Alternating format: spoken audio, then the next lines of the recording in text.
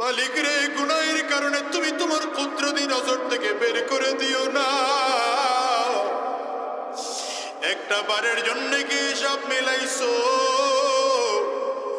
যে ইবলিস আল্লাহ পাকের একটা হুকুম শুধুমাত্র অমান্য করছে। আদম আলাইহিস সালামকে আল্লাহ সাজদা করতে বলেছিলেন, ইবলিস সাজদা করে নাই। এজন্য আল্লাহ তাআলার রহমতি দরবার থেকে ইবলিসকে বের করে দিলেন। তোমার আমার জীবনে কত গুনাহ, কত গুনাহ, কত গুনাহ।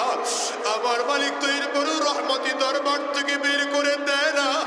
আর তোমার আমার জীবনে কত গুনাহ, ফেসবুকের মধ্যে গুনাহ, ইউটিউব দিয়ে তোমার আমার কত গুনাহ কামাই হয়, গুগল দিয়ে তোমার আমার কত গুনাহ কামাই হয়, ওই হোয়াটসঅ্যাপ দিয়ে তোমার আমার জীবনে কত গুনাহ কামাই হয়। এ গোলাম রে, একটা বারের জন্য কি ফিকির লাগাইছো?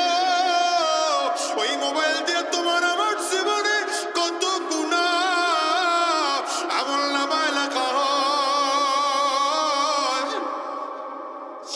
আর গোপনে গুনাহ, প্রকাশ্যে গুনাহ, দেশের বিরুদ্ধে চক্রান্ত করে আরেক গুনাহ, বাবা আর মায়ের সাথে অন্যায় করে বেয়াদবি করে আরেক গুনাহ, ইসলামের বিরুদ্ধে কথা বলি তো আরেক গুনাহ।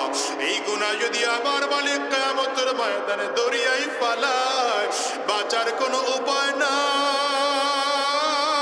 যুবকরে, বাঁচার উপায় নাই। এই জন্য আমার মালিকের কাছে চোখের পানি ফালাইয়া কাঁদো আর বলো, আয় আল্লাহ,